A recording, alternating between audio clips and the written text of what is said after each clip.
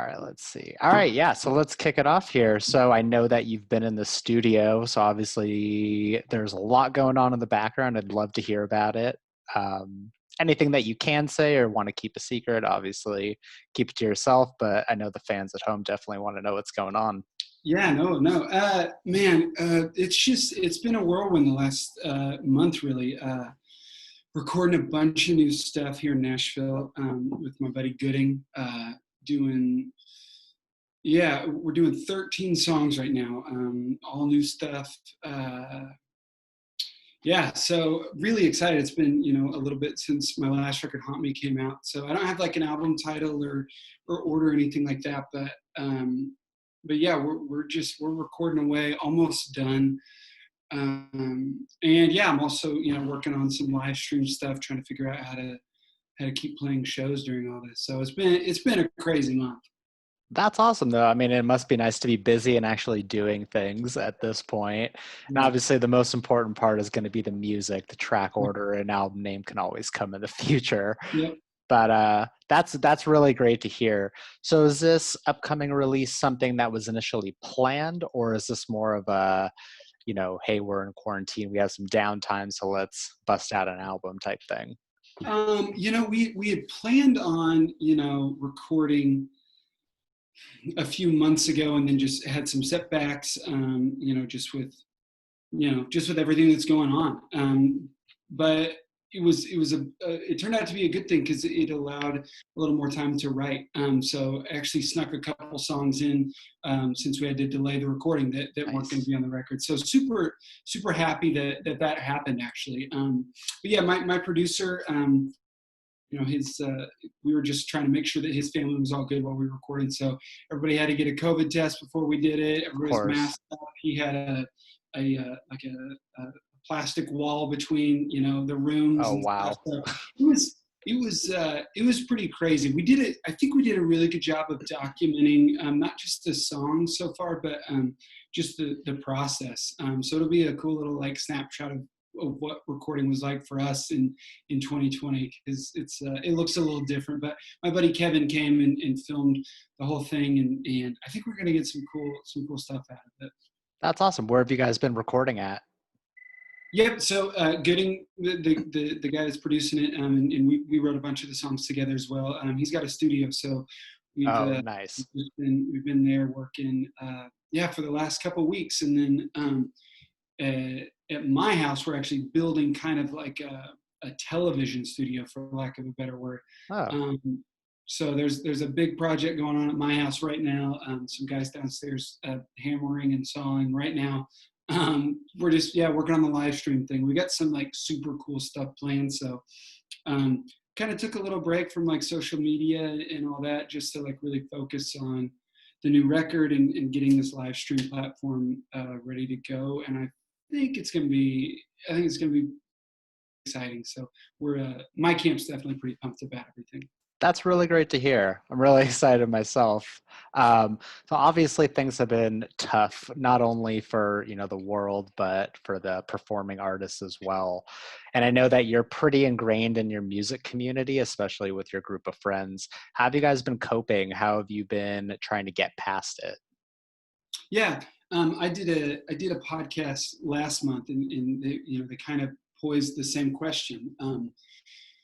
And my answer is just I I don't know a more resilient community than artists. Especially in the music industry. Right. Yeah, a couple of years ago, that like with streaming and stuff, like you can't even sell a song anymore, and we're still figuring it out and continuing to create and survive and make a living at it. So um, COVID's been tough, but it's also it's made me rethink a lot of stuff as far as the content of what is happening. You have the song, and you know you have that way of going about things, but now like the delivery is changing. And it's we're just constantly pivoting, I feel like, in this Right. industry. And I think you can either like get super bummed about it and you know yeah, you can let that fire kind of like fade, or you can say everybody in the world's going through the same thing right now. Let's figure it out. So um, I've had a lot of fun figuring it out.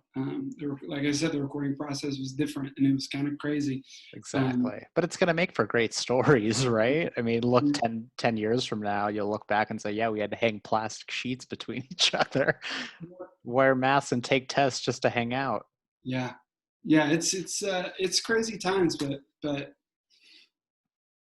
I think yeah, I think in the art community or whatever, you continue to create in spite of whatever's going on globally or just internally.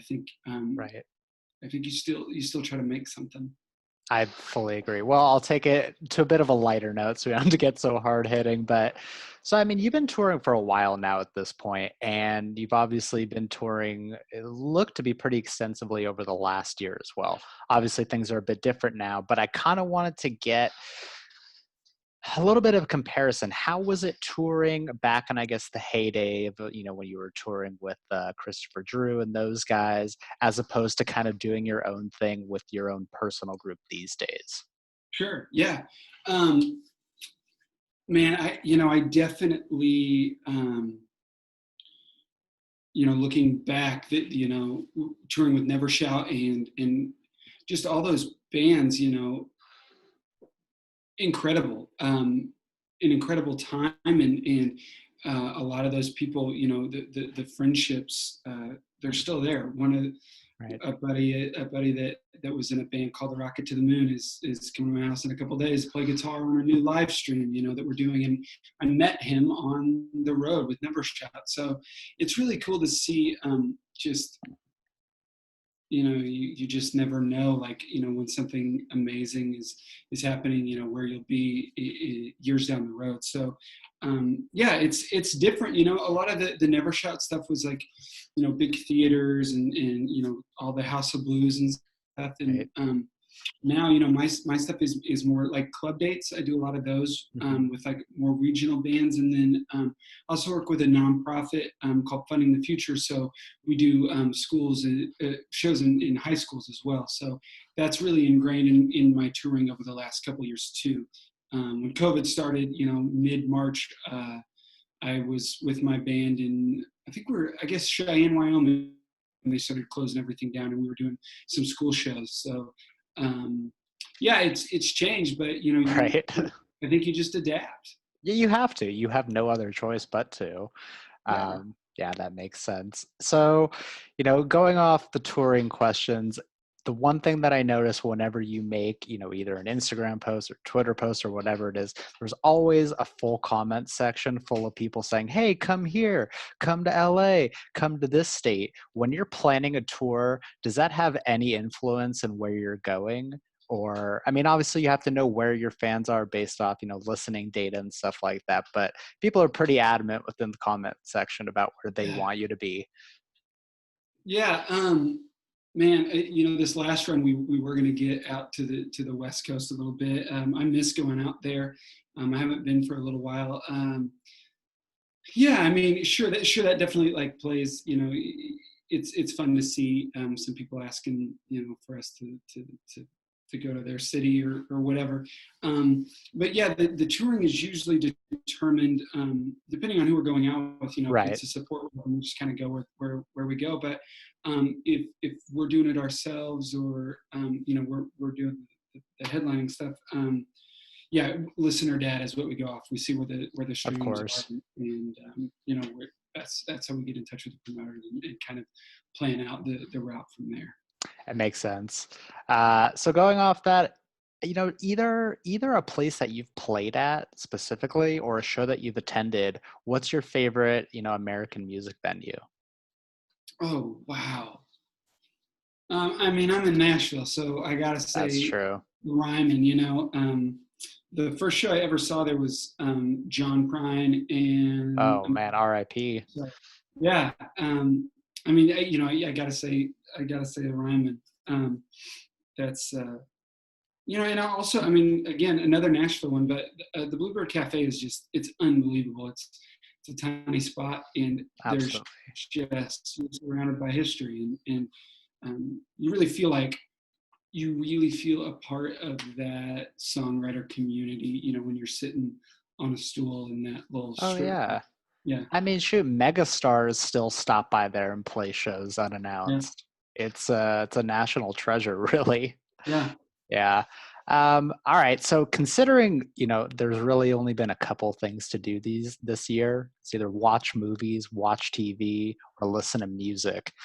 What have been some of your favorite releases to come out, either from your friend group or just, mainstream album releases? Oh wow. I mean, just today, the new Rustin Kelly. I know he put out 5 singles, but really, really enjoying that. My buddy Corey Brannon released some like quarantine stuff. He did some covers. He did some Okay. demos, and like fleshed out songs that I had heard from touring with him and being on the road, that he'd never recorded. So that was a lot of fun. The new Phoebe Bridgers record is Fantastic. she's one of my favorite working writers. So yeah, those are my top ones probably. Nice, nice. So let's see here. I know this might be a tough question to answer because I don't know how fleshed out the album is. But if you had to pick two of your previous songs to compare to what your future sound is going to sound like, what would you pick? Man, that's great.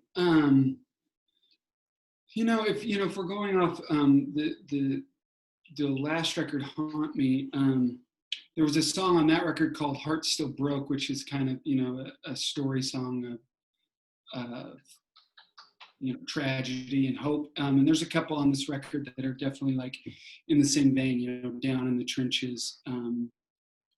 There's one called Gone Too Far, and there's another one called Jar Full of Fire. Those two are kind of in that same vein. And then like L Train or Hanging Around, there's a couple kind of in that vein too, just like not necessarily Nice. rockers, but Sure. songs that I'm pretty excited about. That's awesome. Yeah, I mean, most of your albums have highs and lows when it comes to either ballads or straight up rock songs. So that's exciting.